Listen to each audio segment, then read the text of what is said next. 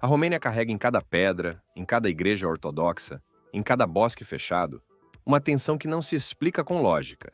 É como se o país inteiro soubesse de algo que você não sabe. E ninguém vai te contar. Só observam. Só deixam você sentir. O mito aqui não é entretenimento, é sobrevivência. A crença não é folclore, é parte do cotidiano. A religião anda de mãos dadas com o medo. E o medo se esconde nos olhos femininos, que não desviam quando te encaram. Você pode não acreditar em bruxas, mas aqui elas acreditam em você. A Romênia não pede sua fé. Ela exige sua presença. Ela quer ver se você aguenta. Aguenta o silêncio. Aguenta o frio. Aguenta não ser o centro das atenções. Porque neste país, o homem não é o protagonista. Ele é quem observa. Quem teme. Quem sente o chão puxando devagar sob seus pés. Porque aqui, as histórias não têm heróis, têm pactos. E quase sempre são feitos no escuro. O mundo ocidental tentou enterrar esse lado da Romênia. Chamou de superstição, de lenda, de exagero. Mas quem pisa nessa terra sabe. É real.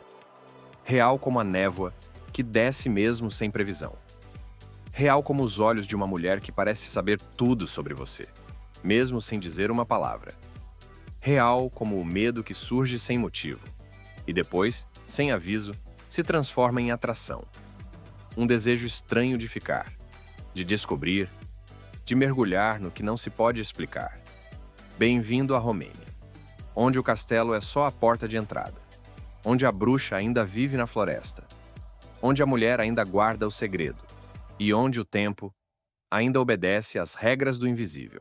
Nas montanhas da Transilvânia, há algo que a ciência não explica e que os homens antigos apenas aceitam. Eles não tentam argumentar, eles não desafiam, eles apenas repetem em voz baixa que certas mulheres não são daqui. Elas não envelhecem, não adoecem, não se casam, moram sozinhas perto da floresta. E se você for esperto, não olha muito tempo dentro dos olhos delas. Essas mulheres, chamadas de Femei Strigoi, fazem parte do folclore romeno, mas o que assusta é que ninguém trata isso como lenda. Quando perguntado, o povo responde com silêncio, ou com histórias que têm sempre o mesmo fim. Um homem desapareceu. Estava saudável, lúcido, de bem com a vida, e sumiu. Alguns dizem que foi para outro país. Outros juram que viram ele entrando na trilha, indo em direção à casa de uma delas. Nunca mais voltou. E o estranho é que ninguém organiza buscas. Ninguém pergunta muito. Porque, no fundo, todo mundo já sabe. Há padres na Romênia que falam sobre isso com um peso no olhar. Um deles, no interior da região de Maramuresh, disse a frase que ainda ecoa entre os homens mais antigos. Ela te olha uma vez e sua alma se perde. Não é exagero. É advertência. Não se trata de sedução vulgar, de vaidade ou beleza comercial. Trata-se de um magnetismo ancestral. Um tipo de poder que a modernidade não sabe nomear, mas que o corpo sente de longe. Você não vê essa mulher se maquiando. Você não ouve sua voz nos bares, mas ela está lá. E se te vê, já sabe o que fazer com você. No Brasil, quando alguém fala em bruxa, a imagem que vem é de fantasia, teatro, ou talvez alguma figura mística do passado. Mas na Romênia, não. Lá, ser bruxa é profissão. Literalmente. Com nome no cartório, imposto pago e serviço prestado com recibo. Não é piada. É realidade. Elas se vestem com roupas coloridas, usam véus, rezam em dialetos antigos e recebem gente de toda parte. Gente aflita, traída, doente, perdida. Gente poderosa, inclusive. Políticos, empresários, diplomatas. Todos em silêncio. Todos pagando em dinheiro vivo, ou cartão de crédito, por rituais que prometem proteção, vingança, cura ou poder. Elas não apenas leem o futuro, elas o influenciam, moldam, redirecionam. A Romênia, país profundamente religioso, abriga esse paradoxo com naturalidade. O mesmo povo que vai à missa no domingo procura uma bruxa na segunda. E isso não gera escândalo, gera respeito. Porque todos sabem, mesmo que não admitam, que elas mexem com algo real, invisível mas real. Algo que a ciência não alcança, mas que a alma reconhece. Uma dor que a medicina não cura, um medo que a terapia não resolve, um vazio que só o sagrado, mesmo que sombrio, consegue tocar. As bruxas mais famosas estão nos arredores de Bucareste. Mulheres que aprenderam com as mães, que aprenderam com as avós. A linhagem é matrilinear. A sabedoria passa de útero para útero. Não é ensinada em livros. É sentida, a cidade onde o tempo parou e os mortos caminham. Sigixuara não é só um nome difícil de pronunciar para quem não é daqui. É um lugar onde o passado se recusa a deixar espaço para o presente. Ali, as ruas estreitas são cobertas por pedras gastas pelo tempo. E as casas medievais parecem ter guardado não apenas o pó dos séculos, mas também os segredos que o mundo moderno insiste em esquecer. Foi nesse cenário que Vlad, o Empalador, nasceu, uma figura que atravessa o imaginário ocidental como símbolo de horror e poder. Mas Sigixuara guarda mais do que o mito de um tirano sanguinário. Ela abriga um silêncio que pesa. Um silêncio que não é paz, mas uma sombra que rasteja.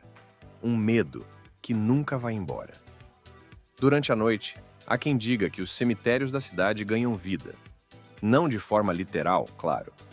Mas os rituais que ocorrem nesses lugares são reais. Moradores e visitantes relatam cerimônias feitas para proteger os vivos dos mortos, para evitar que o sangue antigo, carregado por Vlad, volte a assombrar a terra que o viu nascer. São rituais que envolvem velas, rezas em línguas esquecidas e símbolos desenhados com cuidado. Eles não falam disso abertamente, porque sabem que o mundo lá fora não entenderia. Mas ali, entre as pedras frias e a névoa, a linha entre o que é vivo e o que está morto é tênue demais para ser ignorada. Castelos, pactos e um silêncio que assusta. O castelo de Bran é o rosto mais conhecido da Romênia para quem nunca esteve aqui. Chamado de o Castelo do Drácula, ele carrega uma fama que atrai multidões. Mas quem passa por suas muralhas sente que a verdade vai muito além do folclore. O que ninguém conta é que ali dentro o silêncio pesa como pedra. Um silêncio que não se explica, que não se preenche com risos ou câmeras. Um silêncio que assusta. Funcionários que trabalharam nos corredores fechados ao público falam em vozes que sussurram quando não há ninguém por perto. Relatos de passos em escadarias vazias, sombras que se movem sem origem. Muitos pediram demissão sem explicação, incapazes de lidar com o que sentiam. Turistas, por sua vez, deixam o castelo mudados, como se tivessem atravessado algo mais que paredes antigas. Eles voltam, mas não são os mesmos. Há algo ali que mexe com a mente, que perturba o espírito. Não são histórias de terror para assustar visitantes incautos. São relatos reais, contados em voz baixa, em cafés sombreados e por trás de portas trancadas. O castelo não é só um monumento histórico, é um lugar onde pactos antigos parecem sussurrar nas pedras, onde o passado não descansou e onde o invisível se manifesta em pequenos detalhes, o frio repentino, o cheiro estranho no ar, a sensação de estar sendo observado, a sexualidade como feitiço, o corpo feminino usado como arma espiritual. Na Romênia, a sexualidade não é vista apenas como um ato de prazer ou reprodução. Ela carrega uma carga ancestral, quase ritualística, onde o corpo feminino se transforma em instrumento de poder, uma arma delicada, mas letal. Mulheres aprendem desde cedo que sua beleza e sensualidade podem ser usadas para encantar, dominar e proteger, numa tradição que atravessa gerações. Não é sobre exibicionismo ou vaidade superficial. É sobre um saber antigo, transmitido em sussurros entre mães e filhas, avós e netas. Uma sabedoria que diz que o olhar, o gesto, a voz, tudo pode ser calibrado para prender o homem, para envolver a alma dele num feitiço invisível, mas real. O poder de uma mulher ali não se mede em conquistas materiais, mas na capacidade de conduzir o desejo e controlar a presença masculina como se fosse uma dança antiga, quase mágica. Rituais de amarração amorosa, são parte dessa realidade. Feitos com sangue menstrual, rezas em línguas esquecidas e símbolos traçados em segredo. Relatos coletados nas ruas de Bucareste falam de mulheres que, com esses métodos, conseguem segurar um homem, afastar rivais ou garantir proteção para a família. Essas práticas não são escondidas. Fazem parte do cotidiano de muitos que vivem na sombra da modernidade, onde o invisível ainda dita regras. Na Romênia, a fé não é um simples refúgio, nem uma rotina religiosa vazia. É uma presença viva, pulsante, que divide espaço com o medo profundo do invisível. Um medo que se traduz em maldições, feitiços e forças que escapam à razão.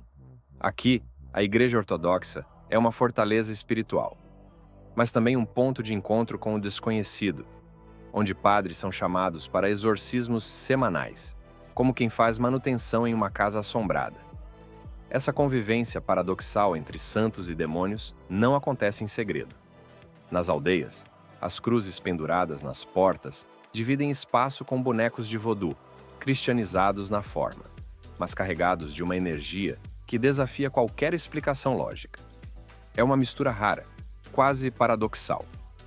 A mesma mão que reza o Pai Nosso também traça símbolos que afastam o mal antigo, mas que remetem a crenças pagãs profundamente enraizadas. Esse cenário reflete uma espiritualidade que não ignora o lado sombrio da existência.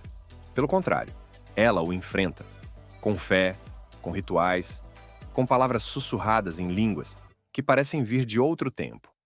Ali, a luta não é contra a dúvida ou o secularismo, mas contra o que não se vê, mas se sente, se teme, se respeita. A espiritualidade prática da Romênia tem essa coragem, reconhecer que o mal existe, que ele habita tanto fora quanto dentro da gente, e que só a fé, com sua força ancestral, pode manter o equilíbrio.